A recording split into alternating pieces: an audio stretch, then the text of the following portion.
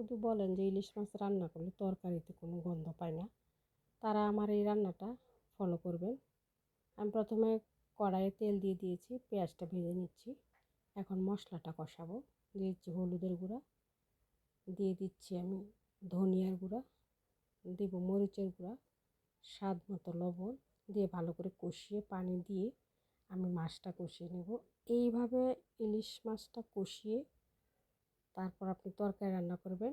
তরকারিতে গন্ধ হবে মানে ওর বাপেও গন্ধ হয়ে যাবে, এতটা মজা হয় তরকারিটা। এই যে মাছটা আমি তুলে রাখবো। এখন তরকারিটা আমি কষিয়ে নেব এই মশলাটার মধ্যে সুন্দর করে।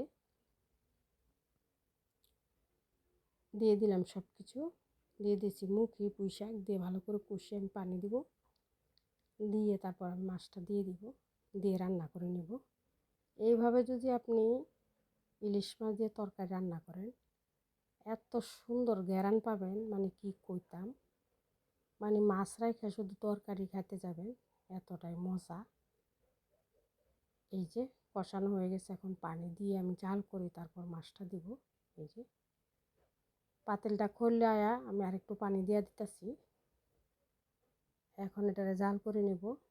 এইভাবে একবার রান্না করে খেয়ে দেখবেন, খেয়ে আমাকে অবশ্যই কমেন্টে জানাবেন। আর আমাদের রান্নাটা ভালো লেগে থাকলে অবশ্যই একটা লাইক করবেন, শেয়ার করবেন, সুন্দর একটা কমেন্ট করবেন আর সাবস্ক্রাইব করে দেবেন। এই যে রান্না শেষ আমার, এটা এখন গরম গরম ভাত দিয়ে খাবো। এত ঘ্রাণ হইতেছে, মানে পুরো ঘর ঘ্রাণে মোমো করতেছে, এত সুন্দর ঘ্রাণ।